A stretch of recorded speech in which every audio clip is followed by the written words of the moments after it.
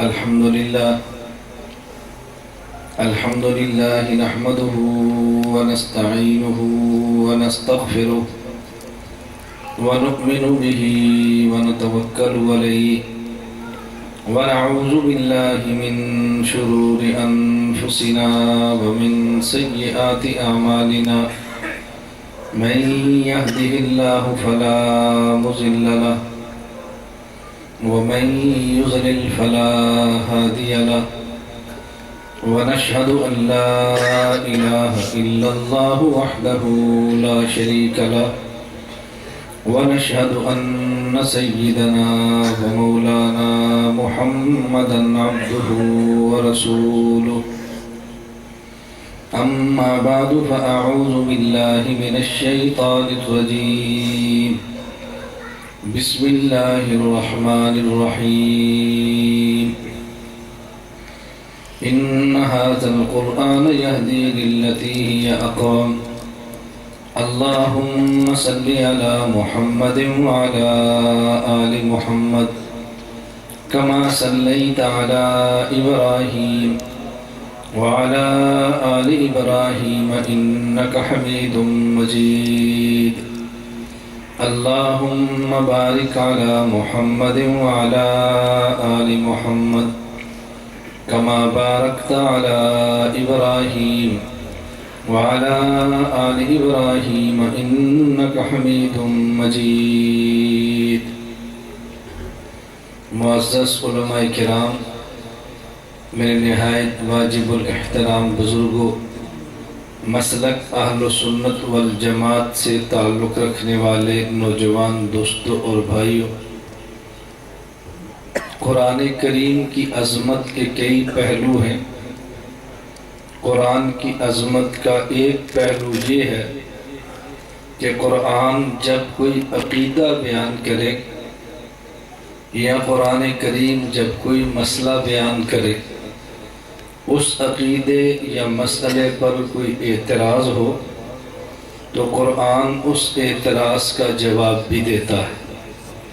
قرآن کریم کی عظمت یہ ہے کہ جب کوئی عقیدہ یا مسئلہ بیان کرے اور کوئی شخص اس پر اعتراض کرے تو قرآن اس کا جواب بھی دیتا ہے۔ عظمت کا ایک پہلو یہ ہے کہ جب قرآن کریم پر اعتراض ہو اور کوئی شخص اس کا دفاع کرے تو پھر اس پر اعتراض ہو تو قرآن بھی اس کا دفاع کرتا ہے۔ جب قرآن پر اعتراض ہو، کوئی شخص کوئی جماعت قرآن کے دفاع کی جنگ لڑے تو جب اس پر اعتراض آئے تو قرآن اس کا بھی دفاع کرتا ہے۔ قرآن کے مزاج میں وفا ہے، بے وفائی ہرگز نہیں ہے۔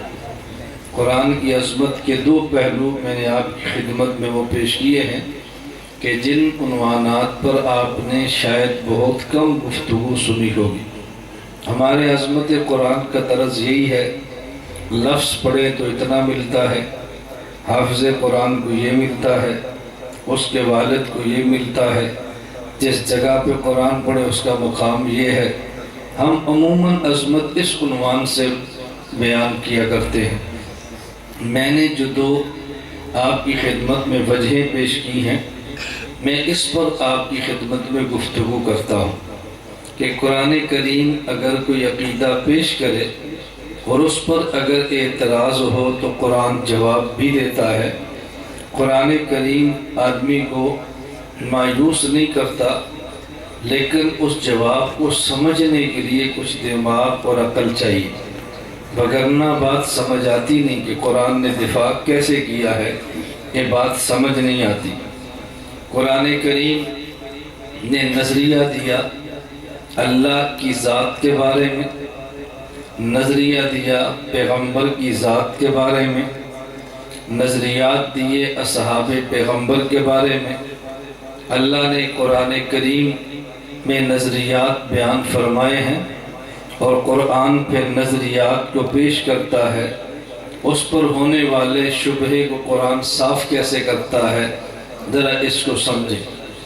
مثلا قرآن کریم نے ایک عقیدہ دیا کہ ہمارا نظریہ قرآن کریم کے بارے میں یہ ہے، اللہ کی ذات کے بارے میں یہ ہے کہ ہم اللہ کو صرف عرش پر نہیں مانتے، بلکہ ہم اللہ کو موجود بلا مکان، حاضر ناظر اور ہر جگہ مانتے ہیں۔ یہ نظریہ قرآن کریم میں ہے۔ آپ کہیں گے کہاں پر ہے؟ میں کہتا ہوں یہ نظریہ قرآن کے پہلے پارے میں ہے۔ قرآن کریم میں ہے وَلِلَّهِ الْمَشْرِقُ وَالْمَغْرِبُ فَأَيْنَمَا تُوَلُّوا فَثَمَّ وَجْهُ اللَّهِ، مشرق بھی اللہ کا، مغرب بھی اللہ کا، جدھر تم رخ کرو گے ادھر اللہ موجود ہے۔ اب ہم رخ کبھی دائیں کرتے ہیں، کبھی رخ بائیں کرتے ہیں، کبھی رخ آگے ہے، کبھی رخ پیچھے ہے۔ کیا مطلب؟ جب ہم نے نماز پڑھنی ہو تو قبلہ دنیا میں ایک رخ پہ نہیں ہے، کہیں مشرق، کہیں مغرب، کہیں شمال، کہیں جنوب۔ اللہ فرماتے ہیں فَأَيْنَمَا تُوَلُّوا فَثَمَّ وَجْهُ اللَّهِ، تم رخ مشرق کرو یا مغرب کرو، شمال کرو، جنوب کرو، تم جدھر بھی کرو ادھر اللہ ہے۔ آدمی اوپر رخ کرے تو خدا، نیچے رخ کرے تو خدا، تو پتہ چلا کہ اللہ ہر طرف، اللہ کریم ہر جگہ پر ہے، کوئی جگہ خدا سے خالی نہیں۔ اللہ ہر جگہ کو محیط ہے، خدا ہر جگہ پر ہے۔ کبھی اس نظریے کو پیش کریں تو لوگ اس نظریے کے خلاف کبھی قرآن کی آیت پڑھ دیتے ہیں اور بندہ سمجھتا ہے کہ شاید یہ عقیدہ ٹھیک نہیں ہے، شاید یہ نظریہ ٹھیک نہیں ہے۔ مثلا ایک شخص کہتا ہے قرآن کریم میں ہے ثم استوى علی العرش، جس سے سمجھ آتی ہے اللہ عرش پر مستوی، یعنی اللہ عرش پر ہے۔ تو تم نے تو کہا تھا خدا ہر جگہ پر ہے، ادھر ہے اللہ عرش پر ہے، تو بظاہر یہ عقیدہ قرآن کی آیت کے خلاف ہے۔ ہم نے کہا ہرگز قرآن کی آیت کے خلاف نہیں ہے۔ اس کی وجہ کہ تمہیں یہ آیت تو نظر آئی ہے ثم استوى علی العرش، اللہ عرش پر مستوی ہے، لیکن جو ہم نے بات کی ہے اللہ ہر طرف ہے۔ اگر آپ قرآن کریم کی دیگر آیات کو دیکھیں گے یہ شبہات آپ کے مٹتے چلے جائیں گے۔ مثلا قرآن کریم میں ہے ما یکون من نجوى ثلاثة، توجہ رکھنا، ما یکون من نجوى ثلاثة الا هو رابعهم ولا خمسة الا هو سادسهم ولا ادنى من ذلك ولا اکثر الا، اگر تم تین ہو تو چوتھا خدا، تم پانچ ہو تو چھٹا خدا۔ اگر ہم یہ بات مانیں خدا عرش پر ہے تو ہم تو عرش پہ نہیں ہیں، ہم تو فرش پر ہیں۔ اللہ فرماتے ہو تم تین ہو تو چوتھا خدا ہے، تم پانچ ہو تو چھٹا خدا ہے، تم کم یا زیادہ تو خدا تمہارے ساتھ ہے۔ تو پھر جہاں ہم ہیں وہاں خدا ہے، ہم تو عرش پہ نہیں، ہم تو فرش پر ہیں۔ تو تم نے یہ جو کہا تھا خدا عرش پر ہے، میں نے کہا عرش پر ہوتا ہمارے ساتھ کیسے ہوتا، ہم تو عرش پہ نہیں ہیں۔ اس کا معنی یہ ہے کہ آیت کا جو معنی آپ نے سمجھا، آیت کا معنی یہ نہیں ہے کہ اللہ عرش پر ہے۔ اس آیت کا معنی وہ ہے جو امام بخاری نے کیا ہے، ای علی العرش، عرش پر مستوی ہونے کا معنی اللہ عرش پہ غالب ہے۔ تم سمجھے خدا عرش پر ہے، اگر عرش پر کہیں گے تو دوسری آیتوں سے ٹکراؤ ہوگا، اگر عرش پہ غالب سمجھیں گے تو دوسری آیتوں سے ٹکراؤ نہیں ہوگا۔ قرآن نے عقیدہ بھی دیا ہے اور شبہے کا قرآن نے جواب بھی دیا۔ یہ قرآن کی عظمت ہے کہ قرآن اگر عقیدہ پیش کرتا ہے، اس عقیدے پر اعتراض آئے تو پھر قرآن اس اعتراض کا جواب بھی دیتا ہے، لیکن سمجھنے کے لیے انسان کے پاس عقل اور دماغ ہو تو پھر بات سمجھ آتی ہے، وگرنہ اعتراض رہ جاتا ہے کہ قرآن بات کو کھولتا نہیں ہے۔ قرآن کریم کھولتا ہے ہمارا نظریہ اور یہ ہمارا عقیدہ ہے۔ ہمارا نظریہ اللہ کی ذات کے بعد توجہ رکھنا، نظریہ انبیاء کے بارے میں ہے، یہ ہمارا عقیدہ موجود ہے۔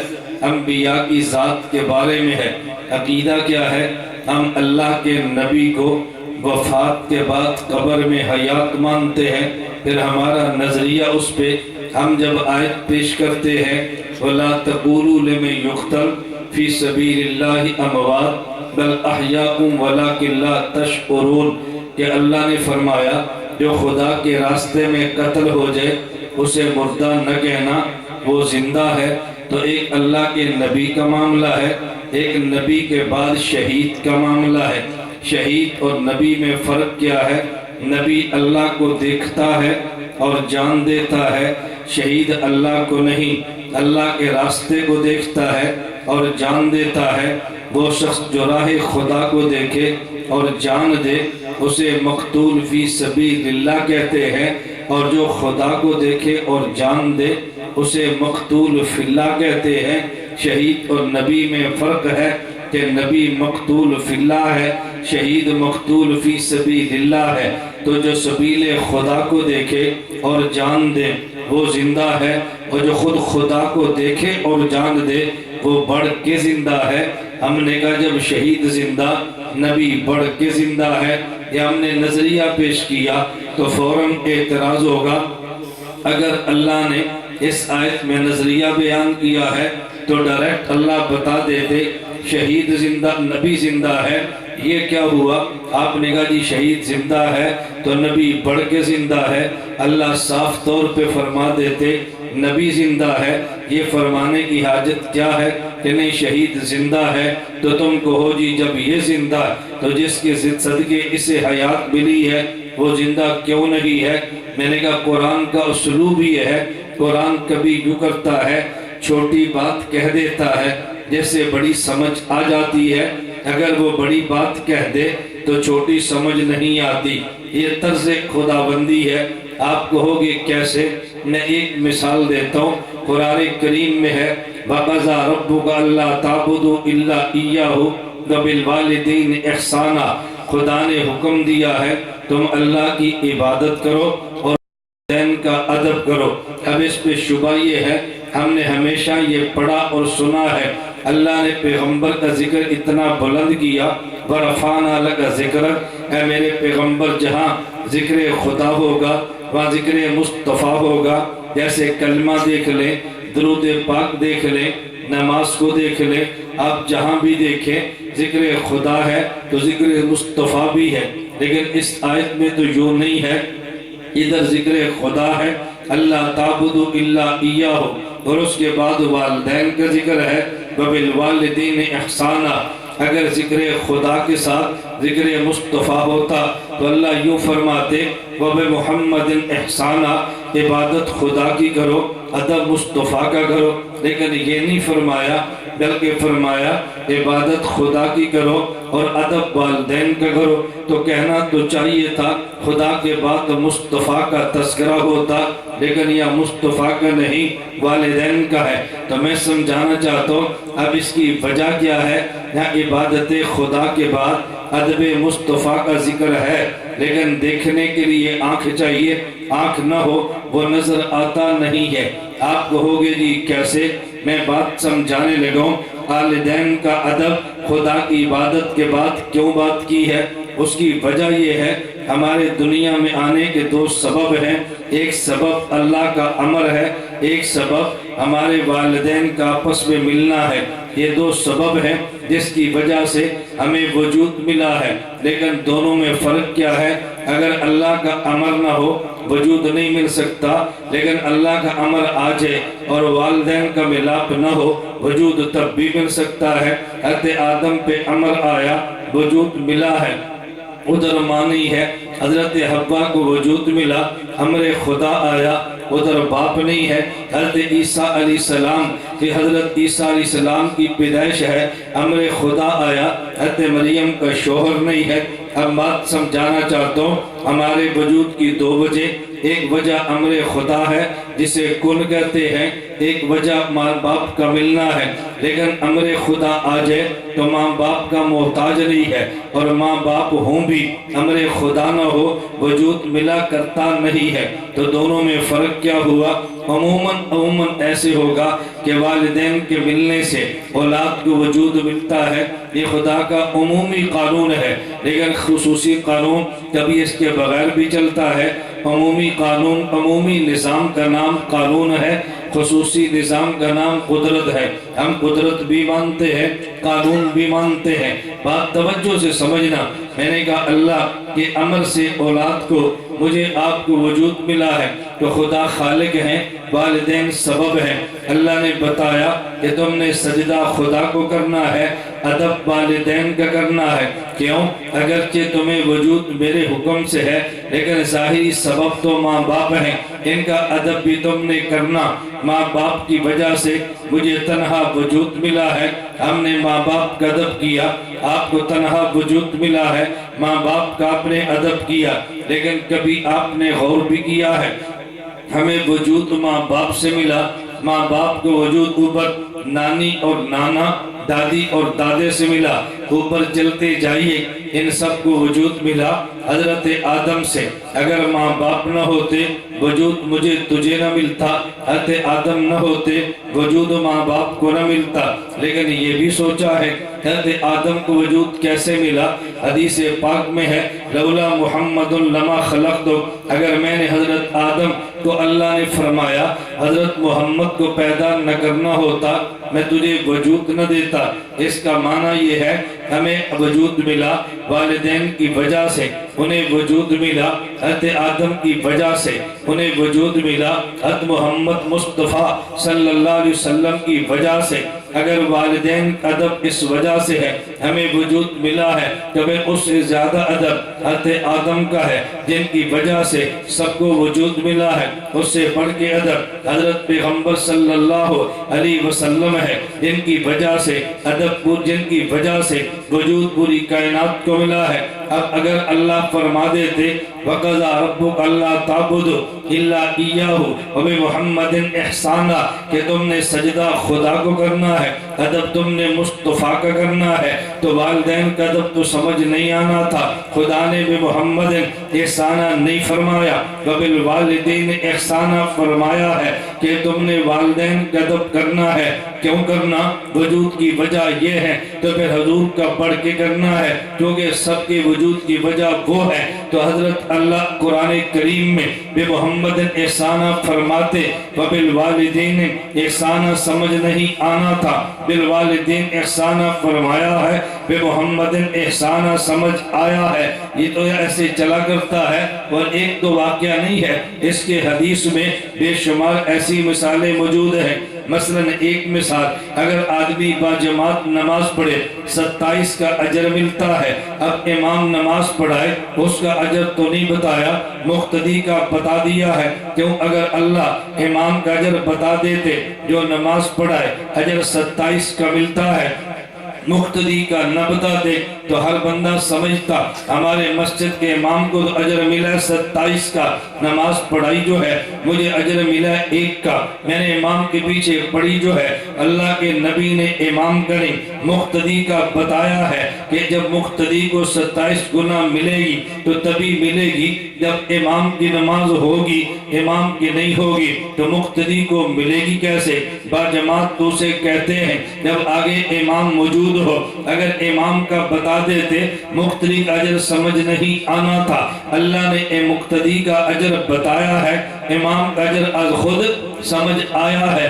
مقتدی کے بتانے کے بعد امام کے اجر کو بتانے کی ضرورت نہیں ہے۔ حدیث پاک میں ہے، آپ نے کئی بار سنا، قربانی کے موقع پہ صحابہ نے پوچھا یا رسول اللہ محاذن اضاحی، یہ قربانی کیا ہے؟ فرمایا سنت ابیکم ابراہیم، تمہارے جد امجد ابراہیم علیہ السلام کی سنت ہے۔ فما لنا فیہا یا رسول اللہ، ہم قربانی کریں گے ہمیں کیا ملے گا؟ اللہ کے نبی نے فرمایا بکل شارت حسنہ، ہر بال کے بدلے میں تمہیں ایک نیکی ملے گی۔ یہ نہیں کہا ہر بوٹی کے بدلے میں ایک نیکی ملے گی، کلیجی کے بدلے میں تمہیں نیکی ملے گی، مغز کے بدلے میں نیکی ملے گی۔ فرمایا بِكُلِّ شَعْرَةٍ حَسَنَةٍ، ہر بال کے بدلے میں نیکی ملے گی۔ جو بال کھاتے نہیں اس کی نیکی بتا دی ہے، جو گوشت کھاتے ہیں اس کی نیکی بتائی نہیں ہے۔ اس کی وجہ بال پھینک دیے جاتے ہیں، گوشت کو کھا لیا جاتا ہے۔ اگر اللہ کے نبی فرماتے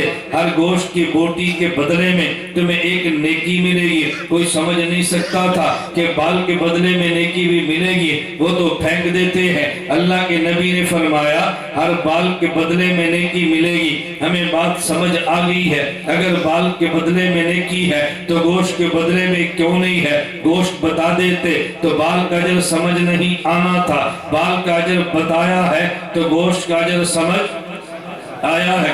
اب میں سمجھا رہا ہوں، توجہ رکھنا، اگر اللہ بتا دے، اللہ کے نبی بتا دے گوشت کا اجر ہے تو بال کا سمجھ نہیں آنا تھا، بال کا اجر بتایا، گوشت کا اجر سمجھ آیا ہے۔ اگر امام کا اجر بتا دے مقتدی کا سمجھ نہیں آنا تھا، مقتدی کا بتایا ہے، امام کا اجر سمجھ آیا ہے۔ بالکل اسی طرح اللہ فرما دیتے نبی زندہ ہے، شہید کو زندہ کون کہتا؟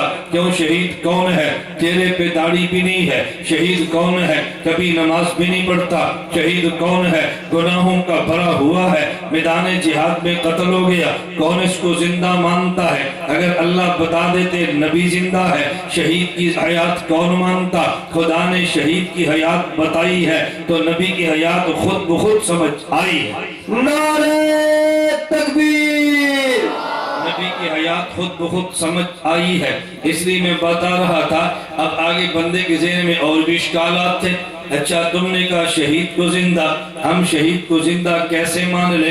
ہم نے شہید کو دیکھا، وہ ہمیں دیکھتا نہیں ہے۔ ہم نے شہید کو دیکھا، وہ سانس لیتا نہیں ہے۔ ہم نے شہید کو دیکھا، اس کی یہ رگیں کام کرتی نہیں ہے۔ ہم نے شہید کو دیکھا، وہ دوڑتا نہیں ہے۔ ہم زندہ کیسے مان لیں؟ اگر زندہ ہے تو پھر بول پڑے، اگر زندہ ہے ہمیں دیکھ لے، اگر زندہ ہے تو بات کر لے۔ ہم کیوں نہیں مانتے؟ ہم نہیں مانتے۔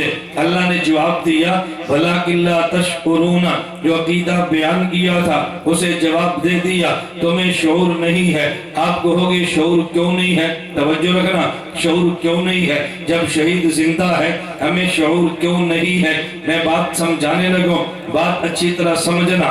عربی زبان میں دو لفظ ہیں، ایک لفظ علم ہے، ایک لفظ شعور ہے۔ ادراک بالحواس کا نام شعور ہے، ادراک بالوحی کا نام علم ہے۔ یہ لفظ میں نے مولویوں کے لیے بولے ہیں، عوام بھی سمجھے۔ وہ چیز جس کا پتہ آنکھ سے چلے اسے شعور کہتے ہیں، اور وہ چیز جس کا پتہ وحی سے چلے اسے علم کہتے ہیں۔ آپ کو کہ دلیل کیا ہے؟ یہ معنی کہاں سے نکالا ہے؟ میں کہتا ہوں قرآن کریم میں ہے، وَإِذَا قِيلَ لَهُمْ لَا تُفْسِدُوا فِي الْأَرْضِ قَالُوا إِنَّمَا نَحْنُ مُصْلِحُونَ أَلَا إِنَّهُمْ هُمُ الْمُفْسِدُونَ وَلَٰكِن لَا يَشْعُرُونَ۔ یہ فسادی ہے لیکن انہیں شعور نہیں ہے۔ فساد آنکھوں سے نظر آتا ہے، فرمایا انہیں شعور نہیں ہے، اتنے اندھے ہیں، اس کو دیکھتے بھی نہیں ہے۔ وَإِذَا قِيلَ لَهُمْ آمِنُوا كَمَا آمَنَ النَّاسُ قَالُوا أَنُؤْمِنُ كَمَا آمَنَ السُّفَهَاءُ أَلَا إِنَّهُمُ السُّفَهَاءُ وَلَٰكِن لَا يَعْلَمُونَ۔ ان کے پاس ایمان نہیں ہے لیکن ان کے پاس علم نہیں ہے، تو پتہ چلے اس کے پتہ یہ چلا ایک چیز شعور ہے، فساد ہے، وہ آنکھوں سے نظر آتا، وہاں لفظ شعور بولا ہے۔ ایک ایمان ہے، وہ آنکھ سے نظر نہیں آتا، وحی سے پتہ چلتا ہے، وہاں لفظ علم بولا ہے۔ تو ایک وہ چیز ہے جو حواس سے محسوس ہو اسے شعور کہتے ہیں، اور ایک وہ چیز ہے جو وحی سے معلوم ہو اسے علم کہتے ہیں۔ تو خدا نے یہ نہیں فرمایا وَلَٰكِن لَا تَعْلَمُونَ، شہید زندہ ہے لیکن وحی نہیں آئی، فرمایا وحی آئی ہے، اس نے بتایا کہ زندہ ہے لیکن تمہیں پتہ کیوں نہیں چلا؟ وَلَٰكِن لَا تَشْعُرُونَ، اس کا آنکھ کا مسئلہ ہی نہیں ہے، یہ مسئلہ وحی کا ہے۔ تو جب آنکھ کا نہیں تھا تو نے آنکھ سے اعتراض کیا کیوں ہے؟ ہمیں نظر نہیں آتا، بھئی نظر تب آتا جب مسئلہ یہ شعور کا ہوتا۔ یہ شعور کا مسئلہ ہے ہی نہیں، یہ مسئلہ ایمان کا ہے، اس کا پتہ شعور سے نہیں، اس کا پتہ علم سے چلتا ہے. اسی وجہ سے قرآن کہتے ہیں یؤمنون بالغیب، جو نظر نہ آئے اسے مان لے، ایمان ہے. نظر آیا تو مانا. یہ کون سا ایمان ہے؟ ایمان تبھی بنے گا جب نظر نہ آئے تو پھر بھی مانے. اس لیے یہ نہیں فرمایا وَلَٰكِن لَّا تَعْلَمُونَ، بلکہ فرمایا وَلَٰكِن لَّا تَشْكُرُونَ. وَلَٰكِن لَّا تشکرون. اعتراض آتا ہے لیکن قرآن اس کا جواب بھی دیتا ہے. قرآن عقیدے کو رہنے نہیں دیتا کہ مغلق پیچیدہ چھوڑ دے، نانا قرآن سمجھا دیتا ہے. اللہ ہمیں یہ بات سمجھنے کی توفیق عطا فرمائے. میں صرف عرض یہ کر رہا تھا قرآن جو عقیدہ دیتا ہے، عقیدے پہ پہرا بھی دیتا ہے، انسان کو مایوس نہیں کرتا. اعتراض ہے جواب بھی دیتا ہے. دوسری بھی ساتھ سن لیتا کہ بات پوری ہو جائے. میں نے کہا اگر قرآن مسئلہ بیان کرے، مسئلے پہ اعتراض آ جائے، قرآن جواب بھی دیتا ہے. قرآن کریم نے ایک مسئلہ بیان کیا ہے. وہ مسئلہ کیا ہے کہ جب جماعت کی نماز کھڑی ہو، امام آگے ہے، مقتدی پیچھے ہے، تو قرآن مسئلہ سمجھاتا ہے کہ امام کے پیچھے مقتدی کو خاموش رہنا چاہیے، مقتدی کو بولنا نہیں چاہیے. یہ مسئلہ ہے. وَإِذَا قِيلَ، قرآن کریم نے کہا وَإِذَا قُرِئَ الْقُرْآنُ فَاسْتَمِعُوا لَهُ وَأَنصِتُوا لَعَلَّكُمْ تُرْحَمُونَ. توجہ رکھنا کہ جب قرآن کریم پڑھا جائے تو تم سنا کرو اور تم خاموش رہا کرو. یہ قرآن نے مسئلہ بیان کیا کہ تم سنا کرو اور خاموش رہا کرو. یہ مسئلہ کس کے لیے ہے؟ جب امام بھی نماز میں ہو، مقتدی بھی نماز میں ہو، اور دونوں کی نماز ایک ہو، نماز الگ الگ ہو، پھر بھی مسئلہ نہیں ہے. آدمی نماز میں نہ ہو، پھر بھی مسئلہ نہیں ہے. دونوں کی نماز ایک ہو تو مسئلہ تب ہے. اب یہ مسئلہ کیوں قرآن کریم نے سمجھایا؟ بات توجہ سے سمجھنی ہے کہ جب امام کے پیچھے ہو تم نے سننا ہے اور تم نے خاموش رہنا ہے. پہلے تھوڑی سی بات سمجھ لیں. یہ دو حکم کیوں عطا فرمائے ہیں؟ دو حکم کیوں دیے ہیں؟ دو حکم اس لیے دیے، ایک نماز جہری ہے، ایک نماز سری ہے. جب نماز جہری ہو، امام اونچی آواز سے قرآن پڑھے، جہرن کا معنی اونچا، جیسے فجر مغرب عشاء ہے. ایک نماز سری ہے، سرن کا معنی آہستہ، کہ امام قرات آہستہ کرے. جب آپ امام کے پیچھے فجر مغرب عشاء میں کھڑے ہیں، امام اونچی آواز سے قرآن پڑھتا ہے، ہمیں آواز آ رہی ہے، تو پھر قرآن نے کہا ٹھیک ہے سنو، امام کے پیچھے بولا نہ کرو. تو لوگ کہتے ہیں جب امام اونچی آواز سے پڑھے پھر ہمیں سمجھ آتا ہے، ہم خاموش رہیں اور سنیں. لیکن جب امام آہستہ پڑھتا ہے زور و اثر میں ہمیں آواز ہی نہیں آتی. اب ہم قرآن سنیں کیسے؟ ہم تو سن سکتے ہی نہیں ہے، لہذا اپنی پڑھ لیں. ہم نے کہا قرآن نے آگے فرمایا انصتو انصتو، اب تم نے خاموش رہنا ہے. کیا معنی؟ ایک ہوتا ہے سننا، سننے والا اسے کہتے ہیں جو خاموش بھی رہے، جو بولے اسے سننے والا نہیں کہتے. میری نوجوان سے گفتگو ہو جائے، میں بھی بولتا ہوں، وہ بھی آگے سے بولتا ہے، میں کہتا ہوں میری بات تو سننا، وہ کہتا ہے میں سن رہا ہوں. آپ سارے کہیں گے تو بولتا ہے، تو سنتا کہاں پر ہے؟ تو خاموش ہوگا تو سنے گا. پتہ یہ چلا سننے والا اسے کہتے ہیں جو خاموش بھی رہے. تو جب اللہ نے فرمایا جب قرآن پڑھا جائے تو سنا کرو، اب خود بتاؤ سنا کرو کے اندر چپ رہنا آ گیا یا نہیں؟ سنا کرو چپ رہنا آ گیا یا نہیں؟ تو پھر کیوں فرمایا اور چپ رہو؟ یہ اور چپ رہو کیوں فرمایا؟ علامہ نصفی تفسیر مدارک میں لکھتے ہیں یہ اور اس لیے فرمایا کہ جس کو آواز نہیں آتی زور و اثر کی نماز میں، تو قرآن نے بات سمجھائی کہ جب امام قرآن پڑھے تو سنا کرو، جب سنا کرو تو چپ بھی رہا کرو. اور انصتو کیوں فرمایا؟ جب زور و اثر کی نماز ہو، اب امام قرآن آہستہ پڑھتا ہے، تم سن نہیں سکتے. انصتو چپ اب بھی رہنا ہے، چپ اب بھی رہنا ہے. جب آواز آتی ہو تو استمعوا لہ سننا ہے، اور جب آواز نہ آئے سن نہیں سکتے، چپ اب بھی رہنا ہے. استمعوا لہ جہری کے لیے ہے، انصتو سری کے لیے ہے. نمازیں دو قسم کی تھی اور نمازیں دو قسم کی تھی. اللہ نے حکم دو دیے ہیں. اس پہ یاروں نے اعتراض کر دیا، کہا جی نہیں یہ تو آیت کفار کے لیے ہے، مسلمانوں کے لیے ہے ہی نہیں، یہ تو کفار کے لیے ہے. قرآن کفار کو حکم دیا گیا جب نبی قرآن پڑھے تو پھر سنا کرو. آگے اللہ نے جواب دیا لعلکم ترحمون، یہ سوال کا جواب ہے. نا لعلکم ترحمون، دیکھو قرآن کریم کو خدا نے شفا فرمایا ہے اور یہ مؤمنین کے لیے ہے۔ فرمایا لعلکم ترحمون، یہ حکم اس لیے دیا تاکہ تم پہ رحم کیا جائے۔ رحم کافر پہ نہیں، رحم مومن پہ ہوتا ہے۔ تو لعلکم ترحمون نے بتا دیا یہ حکم کفار کے لیے نہیں ہے، یہ مؤمنین کے لیے ہے۔ تو جو اعتراض کیا تھا اس کا جواب آگے فوراً قرآن کریم نے دے دیا ہے۔ اذا قرئ القرآن فاستمعوا له وانصتوا لعلکم۔ اب یہ رحم کس پہ ہوگا؟ یہ کافر پہ ہوگا یا ایمان والے پہ ہوگا؟ خدا کی رحمتیں قرآن والی کفار کے لیے ہرگز نہیں ہے، ایمان والوں کے لیے ہے۔ اور بالکل یہ ایسے ہی ہے جیسے کافر کو کہو نماز پڑھا کرو، روزہ رکھا کرو۔ بھئی کافر تو نماز کا پابند ہی نہیں ہے، حکم کیسے؟ روزے کا پابند ہی نہیں ہے، حکم کیسے؟ قرآن کی تلاوت کا حکم کیسے؟ حکم تو اسے جو مانے گا وہ قرآن کو مانتا ہی نہیں ہے، اسے حکم خدا کیسے دیں گے؟ پہلے مانے گا تو پھر اس سے کہیں گے تو قرآن کی تلاوت بھی کیا کر۔ تو جو اعتراض تھا لعلکم ترحمون، قرآن نے فوراً جواب دے دیا ہے۔ کیوں دیا؟ قرآن کی عادت کہ جب مسئلہ بیان کرے اس پہ اعتراض آ جائے قرآن جواب دے دیتا ہے، قرآن مایوس نہیں کرتا۔ دوسری بات بھی ساتھ سمجھ لیں جو میں نے عرض کیا کہ جب اعتراض قرآن پہ آ جائے تو جو دفاع کرے، جب اس پر اعتراض آ جائے قرآن اس کا بھی دفاع کرتا ہے۔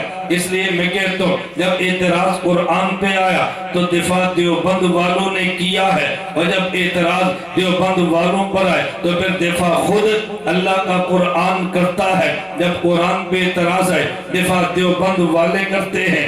اس کی بھی دو مثالیں سمجھیں۔ قرآن کریم نے کہا اِنَّا نَحْنُ نَزَّلْنَا الذِّكْرَ وَإِنَّا لَهُ لَحَافِظُونَ، کہ ہم نے قرآن کو نازل کیا ہے، حفاظت بھی ہم کریں گے۔ ہم یہود و نصارہ سے کہتے ہیں کہ دیکھو اللہ نے قرآن کریم کی حفاظت کا وعدہ کیا ہے، اس میں تعریف نہیں ہو سکتی۔ تورات و انجیل کی حفاظت کا وعدہ نہیں ہے، اس میں تعریف ہو گئی ہے۔ عیسائیوں نے اعتراض کر دیا یہ آیت قرآن کے بارے میں نہیں ہے۔ قرآن کے بارے میں کیوں نہیں ہے؟ قرآن کہتے ہیں اِنَّا نَحْنُ نَزَّلْنَا الذِّكْرَ، تو ذکر تورات بھی ہے، ذکر انجیل بھی ہے، ذکر قرآن بھی ہے۔ اگر قرآن یہ کہتا اِنَّا نَحْنُ نَزَّلْنَا الْقُرْآنَ تو پھر بات تمہاری بجا تھی۔ قرآن نے قرآن نہیں کہا، ذکر کہا ہے، میں نے ذکر کو نازل کیا، ذکر کی حفاظت بھی کروں گا۔ تو جس طرح ذکر قرآن کو کہتے ہیں تورات و انجیل کو بھی کہتے ہیں، تو یہ قرآن کی علی آیت کیسے ہوئی؟ یہ تو تورات کے لیے بھی ہے۔ اب اس کا جواب دیوبند والوں نے دیا کہ قرآن کریم نے جو لفظ استعمال کیے ہیں بات توجہ سے سمجھنا، ایک لفظ نزل ينزل تنزیلا ہے، ایک لفظ انزل ينزل انزالا ہے۔ اگر تنزیلا ہو اس سے مراد ہوتا ہے تھوڑا تھوڑا کر کے اتارنا، اگر انزل ينزل انزالا ہو اس کا معنی ہوتا ہے اکٹھا اتارنا۔ تورات و انجیل کو خدا نے تھوڑا تھوڑا نہیں اکٹھا اتارا ہے، لیکن قرآن کریم کو خدا نے تھوڑا تھوڑا اتارا ہے۔ اب الذکر سے مراد کیا ہے؟ قرآن کہتا ہے اِنَّا نَحْنُ نَزَّلْنَا الذِّكْرَ، نزلنا فرمایا، ہم نے تھوڑا تھوڑا جو ذکر اتارا اس کی حفاظت بھی کریں گے۔ زبور اکٹھی آئی ہے، تورات اکٹھی آئی ہے، انجیل اکٹھی اتری ہے۔ قرآن واحد کتاب ہے جسے خدا نے تھوڑا تھوڑا اتارا۔ پتہ چلا یا الذکر سے مراد قرآن ہے، انجیل و تورات نہیں ہے۔ عیسائی پھر کہتا ہے قرآن کریم میں ہے اِنَّا أَنزَلْنَاهُ فِي لَيْلَةِ الْقَدْرِ، ہم نے قرآن کو لیلۃ القدر میں اتارا۔ یہاں تو انزلنا ہے، نزلنا نہیں ہے، تو یہاں تو انزلنا خدا نے قرآن کو کہہ دیا۔ تو اگر قرآن اکٹھا نہیں اترا تو انزلنا کیوں کہا ہے؟ دیوبند والوں نے جواب دیا قرآن لوح محفوظ پہ تھا، لوح محفوظ سے 2 مرتبہ اترا ہے۔ پہلی بار لوح محفوظ سے آسمان دنیا پہ، دوسری مرتبہ آسمان دنیا سے ہمارے پیغمبر کے قلب اطہر پہ۔ جب لوح محفوظ سے آسمان پہ آیا تو اکٹھا لیلۃ القدر کی رات کو آیا ہے۔ اِنَّا أَنزَلْنَاهُ فِي لَيْلَةِ الْقَدْرِ، وہ بات الگ ہے۔ اور جب آسمان دنیا سے ہمارے پیغمبر کے دل پہ اترا فَإِنَّهُ نَزَّلَهُ عَلَىٰ قَلْبِكَ، تو پھر نزل فرمایا ہے لوح محفوظ سے آسمان دنیا دنیا پہ اکٹھا آیا وَأَنزَلْنَا کہا ہے، اور وہ آسمان دنیا سے ہمارے نبی پاک صلی اللہ علیہ وسلم کے دل پہ تھوڑا تھوڑا 23 سال میں اترا، اس لیے نزل نہ فرمایا ہے۔ ہم نے کہا کوئی گلا تو نہیں ہے، اعتراض قرآن پہ تھا، دفاع دیوبند والوں نے کیا ہے۔ قرآن کریم پہ دوسرا میں اعتراض پیش کرتا ہوں، قرآن کریم میں ہے ایاک نعبد و ایاک نستعین، اس پہ اعتراض کیا کہ یہ اللہ کا کلام ہے۔ ہم نے کہا جی ہاں یہ اللہ کا کلام ہے، کہا جی اللہ کا کلام نہیں ہے، وجہ کہتے ہیں اس کا معنی، ہم نے کہا ایاک نعبد کا معنی اللہ ہم تیری ہی عبادت کرتے ہیں، ایاک نستعین کا معنی اللہ تجھ ہی سے مدد مانگتے ہیں۔ کہا جی اللہ کا کلام نہیں ہے، کیوں نہیں؟ اعتراض بڑا وزنی ہے، کیوں نہیں ہے؟ کہا جی اس لیے نہیں ہے کہ اگر اللہ کا کلام ہو تو جب اللہ ایاک نعبد کہتے ہیں بتاؤ اللہ کسی کی عبادت بھی کرتے ہیں؟ ہم نے کہا نہیں کرتے۔ کہا جب عبادت نہیں کرتے اللہ ایاک نعبد کیوں کہتے ہیں؟ اگر عبادت کرتے ہیں تو پھر عابد بنے معبود نہیں ہے، اور اگر عبادت نہیں کرتے تو ایاک نعبد سچ نہیں ہے، خدا کا کلام تو سچا ہے، ہم کیسے مانے یہ خدا کا کلام ہے۔ ایاک نستعین بتائیں اللہ کسی سے مدد مانگتے ہیں؟ ہم نے کہا نہیں مانگتے۔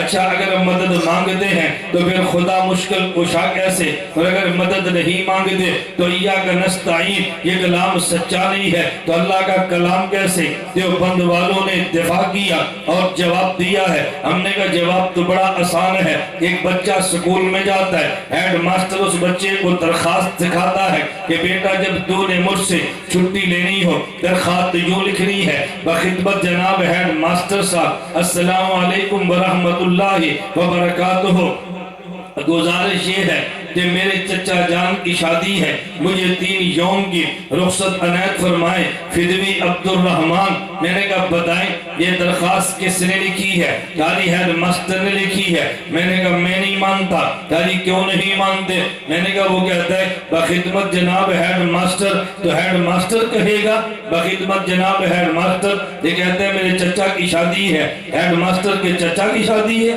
کہتے ہیں جی نہیں۔ میں نے کہتے ہیں فدوی عبد الرحمن، ہیڈ ماسٹر کا نام نذیر ہے، یہ کہتے ہیں عبد الرحمن، تو ہیڈ ماسٹر نے کیسے لکھی ہے؟ کہا جی لکھی تو ہیڈ ماسٹر نے ہے۔ میں نے کہا میں نے 3 سوال کیے ہیں، اگر ہیڈ ماسٹر نے لکھی ہے بخدمت جناب ہیڈ ماسٹر کیوں لکھا ہے؟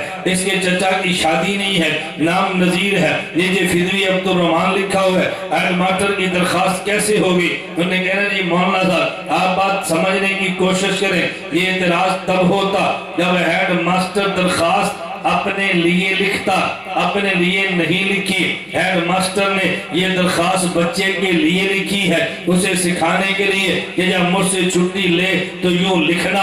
میں نے کہا جس طرح ہیڈ ماسٹر نے اپنے لیے نہیں بچے کے لیے لکھی ہے، بچے کو سکھانے کے لیے کہ مجھ سے چھٹی مانگو تو یوں لکھنا۔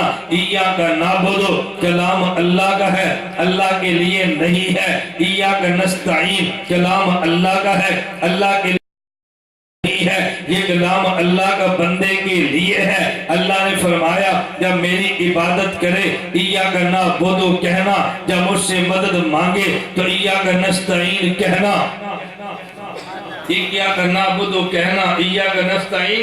تو جس طرح ہیڈ ماسٹر کی درخواست بچے کے لیے ہے، یہ خدا کا کلام بندے کے لیے ہے۔ مجھ سے مانگے تو یوں کہنا، مجھ سے دعا مانگے تو یوں کہنا، مدد مانگے تو یوں کہنا۔ میں نے کہا جب اعتراض قرآن پہ ہے تو دفاع دیوبند والوں نے کیا ہے، تو پھر جب اعتراض دیوبند والوں پر آ جائے تو دفاع اللہ کا قرآن کرتا ہے۔ جب ایک قرآن پر اعتراض ہو تو دفاع دیوبند والوں نے کیا، اور جب اعتراض دیوبند والوں پہ دفاع اللہ کے قرآن نے کیا۔ توجہ رکھنا، دفاع اللہ کے قرآن نے کیا ہے۔ میں اس پہ 2 باتیں پیش کر دیتا ہوں، بات توجہ سے آپ نے سمجھنی ہے۔ نمبر 1 میرا ہری پور میں بیان تھا، بیان کے بعد 2-3 نوجوان کتاب اٹھا کے لائے، کتاب کا نام ارواح ثلاثہ، حکیم الامت حضرت مولانا اشرف علی تھانوی نور اللہ مرقدہ کی، اور یہ حضرت تھانوی کی کتاب ہے۔ میں نے کہا جی ہاں حکیم الامت تھانوی کو مانتے ہو؟ میں نے کہا رہبر و رہنما مانتا ہوں۔ ان کی جوتی سر کا تاج سمجھتا ہوں۔ وہ جی بات غلط لکھی ہے، میں نے کہا ٹھیک لکھی ہے، بات کون سی ہے جو غلط لکھی؟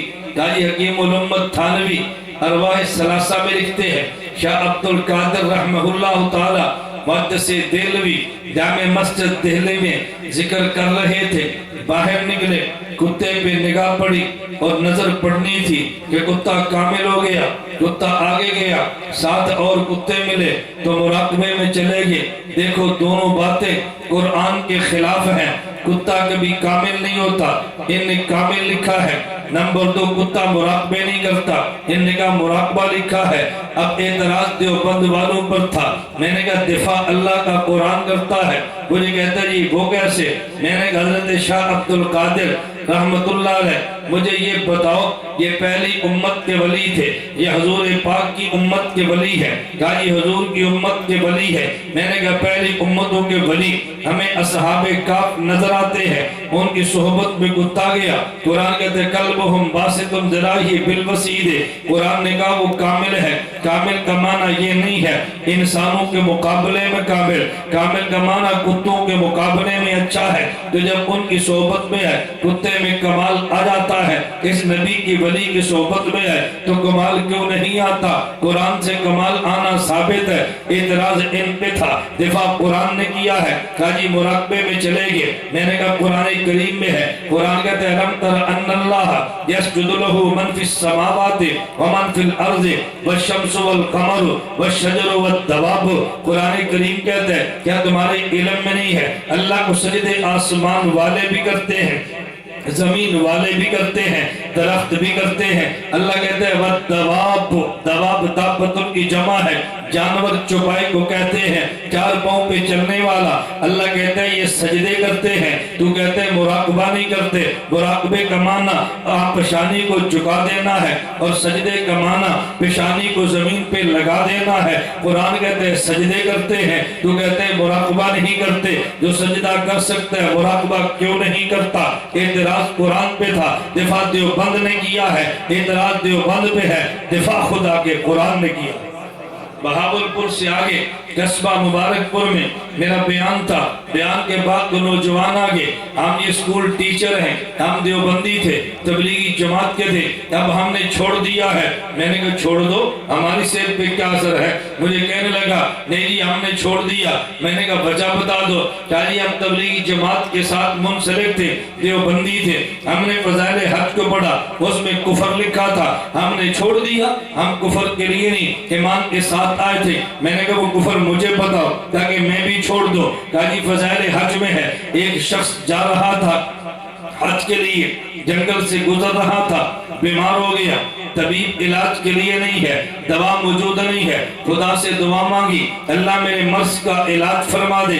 ایک شخص نمودار ہوا، اس نے کہا میں فلاں ولی ہوں، میں مر گیا تھا، دنیا سے چلا گیا تھا، مجھے خدا نے بھیجا تیرے علاج کے لیے ہے۔ کہنے لگا قیامت سے پہلے بندے کا دنیا میں آنا یہ کفر ہے، قرآن کی نص قطعی کے خلاف ہے۔ شیخ زکریا رحمت اللہ علیہ نے کفر لکھا ہے۔ میں نے کہا قیامت سے پہلے کسی کا آ جانا یہ کفر ہے؟ کہتے جی ہاں۔ میں نے کہا آیتیں میں پڑھتا ہوں، کفر کے فتوے تو لگانا تاکہ قرآن بھی چھوڑے۔ وہ جی کدھر؟ میں نے کہا پارہ نمبر 1، بنی اسرائیل کا بندہ قتل ہو گیا، قاتل ملتا نہیں، حضرت موسیٰ علیہ السلام سے کہا یا موسیٰ ادع لنا ربک، اے موسیٰ علیہ السلام اللہ سے دعا کیجیے ہمیں قاتل کا پتہ چل دے۔ موسیٰ علیہ السلام نے دعا مانگی، ادھر وحی آگئی، گائے ذبح کریں، ذبح شدہ گائے کا ٹکڑا مقتول کے ساتھ لگائیں، یہ زندہ ہو کے بتائے گا میرا قاتل کون ہے۔ گائے کو ذبح کیا، ذبح شدہ گائے کا ٹکڑا لیا، مقتول کے ساتھ لگایا، وہ دنیا میں آ گیا،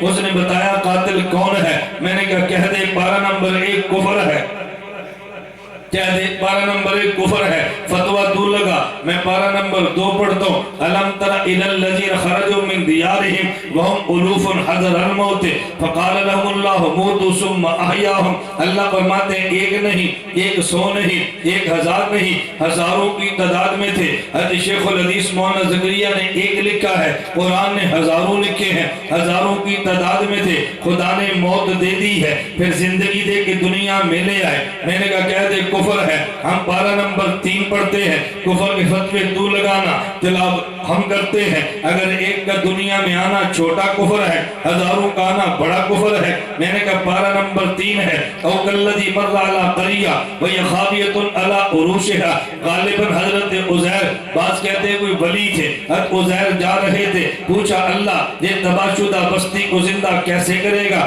فاماتہ اللہ مئۃ عام ثم بعثہ، خدا نے 100 سال کے لیے موت دی ہے، پھر خدا دنیا میں لے آئے۔ میں نے کہا یہ کفر ہے۔ میں پارہ نمبر 7 پڑھو، مجھے کہنے لگا یہ نہیں، میں نے کہا یہ کفر نہیں ہے، مجھے کہتا ہے نہیں ہے۔ میں نے کہا کیوں نہیں ہے؟ کہا یہ نبی تھے، یہ نبی کا معجزہ ہے۔ میں نے کہا وہ بھی کفر نہیں ہے، مجھے کہتے ہیں کیوں نہیں؟ میں نے کہا وہ ولی ہے اور یہ ولی کی کرامت ہے، جو بند والے معجزہ بھی مانتے ہیں، کرامت بھی مانتے ہیں۔ نہ معجزہ کفر ہے نہ کرامت کفر ہے، معجزہ بھی خلق کی عادت ہے، کرامت بھی خلق کی عادت ہے۔ ہم نے کب کہا کہ سارے مرنے کے بعد جی خان میں پہنچ جاتے ہیں؟ ہم نے کب کہا؟ معجزہ بھی خلق کی عادت، کرامت بھی خلق کی عادت۔ جب اعتراض دیوبند پر ہے تو دفاع اللہ کے قرآن نے کیا۔ میں نے کہا یہ قرآن کی عظمت ہے، قرآن بے وفا نہیں ہے، جو اس کے ساتھ چلے قرآن وفا کرتا ہے۔ میں آخری بات کہہ کر بات ختم کرتا ہوں، یہ چونکہ میں نے آیت پڑھی ہے تو بس اگر آپ لوگوں کو دھوکہ دیا جاتا ہے، ہم دھوکے صاف کرتے ہیں، ہمارا کام ہی یہ ہے۔ توجہ رکھیں، حضرت عزیر نے پوچھا انا یحیی ھذہ اللہ بعد موتھا، اللہ ان کو کیسے زندہ کرے گا؟ فاماتہ اللہ مئۃ عام ثم بعثہ، 100 سال کے لیے موت دی، پھر خدا نے زندہ کیا۔ اللہ نے پوچھا کم لبثت، کیا پوچھا؟ کتنا عرصہ ٹھہرے ہو؟ تو انہوں نے عرض کیا لبثت یومن او بعض یوم، اللہ میں دن یا دن کا کچھ حصہ ٹھہرا۔ فرمایا بل لبثت مئۃ عام، آپ تو 100 سال ٹھہرے ہیں۔ کہا جی نبی وفات کے بعد زندہ نہیں ہوتا، اگر نبی زندہ ہوتا تو پتہ چل جاتا، جب پتہ نہیں چلا تو پتہ چلا زندہ نہیں ہے، مردہ ہے۔ اب یہ دلیل پکڑتے اس بات پر کہ نبی زندہ نہیں، کیوں؟ پتہ جو نہیں چلا۔ میں نے کہا اس پر تم کتنی آیتیں قرآن کی پڑھیں گے کہ آدمی دنیا میں زندہ ہے، حشر میں اللہ پوچھے گا اور بندہ کہہ دے گا مجھے نہیں پتا۔ حشر میں اللہ پوچھے گا یوم یجمع اللہ الرسل فیقول ماذا اجبتم، اللہ قیامت کے دن رسولوں کو کھڑا کر کے پوچھیں گے تمہاری امت نے تمہیں جواب کیا دیا؟ تو نبی کہیں گے لا علم لنا، ہمیں پتہ نہیں ہے۔ تو نبی اس دنیا میں زندہ ہے یا نہیں؟ بتاؤ، تو چیک دیکھ لو ذرا، ایک نے چڑھ دی انہوں نے کھولی، اس کو دیکھو اس میں کیا لکھا ہوا ہے۔ میں جو سمجھا رہا ہوں مجھے دیکھو میں کیا کہہ رہا ہوں، بات سمجھ آئی؟ تو نبی کہا کہ لا علم لنا، ہمیں علم نہیں ہے۔ تو نبی اس دنیا میں زندہ تھے یا نہیں؟ بولو، وہ کہتا ہے میں پتہ ہی نہیں ہے، تو آپ کہتے ہیں زندہ تھے۔ میری گزارش سمجھ آئی؟ میں کہہ رہا ہوں پتہ نہ ہونا اس بات کی دلیل نہیں کہ بندہ زندہ نہیں۔ آپ میں سے کوئی بندہ جو حساب کتاب کا بڑا ماہر ہو، اس کو ریاضی آتی ہو، حساب کتاب آتا ہو، بڑا صحیح سمجھدار ہو، کسی ایک کا نام لے میں ایک سوال کر لیتا ہوں، مجھے پتہ چلے وہ زندہ ہے یہ۔ میں آپ میں سے ایک سوال کرتا ہوں، آپ کو یہاں بیٹھے کتنے منٹ ہو گئے بتاؤ؟ یہ زندہ نہیں ہے نا؟ میں نے پوچھا کتنے منٹ ہے، کہتے پتہ ہی نہیں۔ کسی ان کے بندے سے پوچھ لو بھائی تو بتا کتنے منٹ ہو گئے، گھڑی نہیں دیکھنی، تو نہیں پتا تو اس کو زندہ نہیں ہے نا۔ پھر میں بتا سکتا ہوں مجھے کتنے منٹ ہو گئے، تو گھڑی دیکھ رہا ہوں کتنے منٹ ہو گئے، اس کا مطلب میں زندہ ہوں تم زندہ نہیں ہو۔ پتہ نہ چلنا دلیل ہے کہ زندہ نہیں ہے۔ اچھا مجھے بتاؤ سونے والا بندہ زندہ ہوتا ہے کہ مردہ؟ بولتے جاؤ نا۔ اصحاب کہف سوئے رہے، زندہ تھے یا مردہ؟ جب اٹھے تو کیا پوچھا تھا؟ کم لبثتم، کتنا عرصہ ٹھہرے ہو؟ وہ کیا کہتے تھے؟ ہمیں نہیں پتا، دن یا بعض حصہ، تو مردے تھے وہ۔ تو پھر آپ کہتے ہیں زندہ تھے، تو پھر ان کو پتہ کیوں نہیں چلا؟ میری گزارش سمجھ آئی؟ کیوں نہیں پتہ چلا ان کو؟ اس لیے پتہ نہ چلنا دلیل موت ہے، ہماری سمجھ سے باہر ہے۔ وہ میری گزارش سمجھ آ رہی ہے آپ کو؟ اور ایک نکتہ سمجھے، میں اہل علم کو عرض کرتا ہوں، اللہ کرے آپ کو ذوق تازہ ہو۔ آپ نے قرآن کریم میں پڑھا کہ الف یوم مما تعدون، یہاں کا وہاں کا ایک دن تو یہاں کے 1000۔ یہ تو پڑھا نا مسئلہ، موت کے بعد آخرت کا ایک دن تو یہاں کے، بولو نا، اور یہاں کے 100 تو وہاں کا۔ بھئی حساب کتاب تو کرو، یہاں کے 1000 وہاں کا ایک دن، اور یہاں کے 100 ہوں تو وہاں کا بعض دن ہوگا یا پورا دن ہوگا؟ نہیں سمجھ آ رہی بات؟ بھئی دنیا کا 1000 سال ہو تو آخرت کے کتنے دن بنتے ہیں؟ وہاں کا ایک دن یہاں کے 1000 سال کے برابر ہوگا نا. اور جب یہاں کا 100 سال ہو پھر وہاں کا کتنا ہوگا؟ بعض یوم ہوگا، بعض دن ہوگا. اللہ نے پوچھا کم لبثت، کتنا عرصہ ٹھہرے؟ انہوں نے کہا لبثت یومن او بعض یوم، دن یا دن کا بعض حصہ. اللہ فرمایا نہیں بل لبثت 100 عام، 100 سال.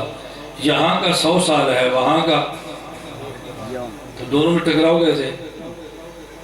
کتنا عرصہ ٹھہرے ہو؟ لبثت یومن او بعض یوم. اللہ میں بعض دن ٹھہرو. فرمایا نہیں ہم نے یہاں کا پوچھا ہے، یہاں کا 100 ہے تو پوچھا یہاں کا تھا، بتایا وہاں کا ہے. وہاں کا بعض بنتا ہے، یہاں کا 100 بنتا ہے، تو ٹکراؤ کیسے ہوا؟ پتہ کیسے نہیں چلا؟ جتنا وہاں ٹھہرے تھے وہ تو پتہ چل گیا ان کو. اس لیے یہ کیوں کہتے ہیں کہ پتہ نہیں چلا؟ اس لیے بولتے ہیں اللہ ہمیں بات سمجھنے کی توفیق عطا فرمائے. بس دعا کریں کہ اللہ ہمیں قرآن صحیح پڑھنے کی، صحیح سمجھنے کی اور صحیح عمل کی توفیق دے. وآخر دعوانا ان الحمدللہ رب العالمین. جنازہ کے بعد دعا مانگنا کیسا ہے؟ جنازے کے بعد دعا مانگنا سنت ہے. جنازے کے بعد دعا مانگنا سنت ہے. ایک دوسرے کو دیکھتے ہیں کہ بریلی مولوی تو نہیں ہے. جب بندہ فوت ہو جائے تو پھر غسل دیتے ہیں. غسل کے بعد بولتے جاؤ نا کفن، کفن کے بعد جنازہ، جنازے کے بعد دفن، دفن کے بعد دعا. تو یہ دعا جنازے کے بعد ہے یا پہلے؟ پھر بعد ہی مانگی ہے. آپ کو تعجب ہو رہا تھا، غلط مسئلہ بتا رہے. جنازے کے بعد دعا سنت ہے، جنازے کے بعد دعا، لیکن وہاں جہاں حضور نے مانگی ہے وہاں نہیں جہاں پہ ہمارے لوگ مانگتے ہیں. آپ سمجھ آ گئی؟ جنازے کے بعد دعا سنت ہے کہ نہیں؟ میں اس لیے کہتا ہوں کہ ایسے مسئلے بتائیں کہ لڑائیاں نہ ہوں. آپ لڑائیوں والے مسئلے ڈالتے ہیں، ہم لڑائیاں نہیں ڈالتے، مسئلہ پورا بتاتے ہیں. میں نے جب طلب آئیں اپنے گاؤں میں جائیں، میں کہتا بیٹا اپنے گاؤں میں جاؤ تو یہ نہ کھا کرو کہ دعا کے جنازے کے بعد بدعت ہے، یہ کہا کرو سنت ہے. اس کے بعد پھر سمجھایا کہ اس کا مطلب کیا ہے. جب آپ نے کہا بدعت ہے برادری تو لڑ پڑے گی، یہ نہ کہو. انہیں کہا کہ وہ جنازے کے بعد دعا، پھر سمجھاؤ بھی اس کا مطلب کیا ہے. پہلے میت کو غسل دینا ہے، پھر میت کو کفن دینا ہے، پھر میت پہ جنازہ پڑھنا ہے، پھر میت کو دفن کرنا ہے، پھر اس کے بعد دعا مانگنی ہے، پھر واپس آنا ہے. تو جنازے کے بعد دعا مانگنی ہے لیکن دفن کر کے مانگنی ہے، ابے کو چھوڑ کے واپس نہیں آنا. اب سمجھ آ گئی میری بات؟ اس کا مطلب یہ ہوتا ہے کہ جب آدمی دفن کے بعد دعا مانگتا ہے نا، لوگ گویا اپنے والد کو بولے چٹ نہ بلو یا کیا کرنا ہے اس نے. ہم اپنے والد کہتے ہیں کہ ہم غسل دے سکتے دیا، کفن دے سکتے دیا، جنازہ پڑھ سکتے پڑھا ہے، قبر میں دفن کر سکتے کیا. اب اندر تو جا نہیں سکتے نا، چلو اب ہم دعا کر دیتے اللہ دے والا. یہ ہے سنت طریقہ. اب سمجھ آ گئی آپ؟ ہوں تو شک نہیں رہے گا نا. یہ چمکیلی ٹوپی رہو کہتا چہرے مولوی کے جب مسئلہ دستا ہے نما سنے. ہمارے اوپر سب لوگوں کو اشکال ان کو جو ہمیں سنتے نہیں، آدھی بات سنتے ہماری پوری نہیں سنتے. پوری سنتے تو اعتراض ہی ختم ہو جائے. اہل بدعت کے پیچھے نماز پڑھنا کیسا ہے؟ اہل بدعت کے پیچھے نماز پڑھنا مکروہ تحریمی ہے. جو آپ نے پڑھی ہے اس کو دوبارہ پڑھ لیں، لٹائیں نمازوں کو. مماتی کے پیچھے نماز پڑھنا کیسا ہے؟ میں نے بتا دیا. اہل بدعت کے پیچھے نماز پڑھنا مکروہ تحریمی ہے، بتایا تو ہے آپ کو.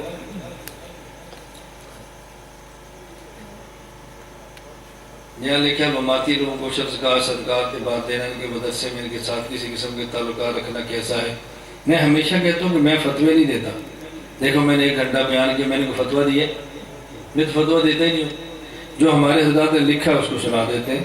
سنانا اور ہوتا ہے، فتویٰ دینا اور ہوتا ہے. حضرت مولانا یوسف لدھیانوی شہید رحمۃ نے لکھا ہے کہ یہ گمراہ ہیں، ان کے پیچھے نماز نہیں ہوتی، ان کی تقریر سننا بھی ناجائز ہے، تعلقات بھی ناجائز ہے. تعلق ناجائز ہے تو عشر دینا کیسے ٹھیک ہوگا؟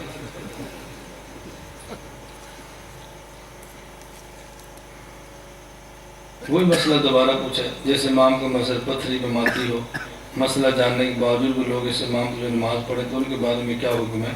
ہم ان کے بارے میں کچھ نہیں کہتے، وہ خود اپنے بارے میں سوچے کہ ہمیں کیا کرنا چاہیے.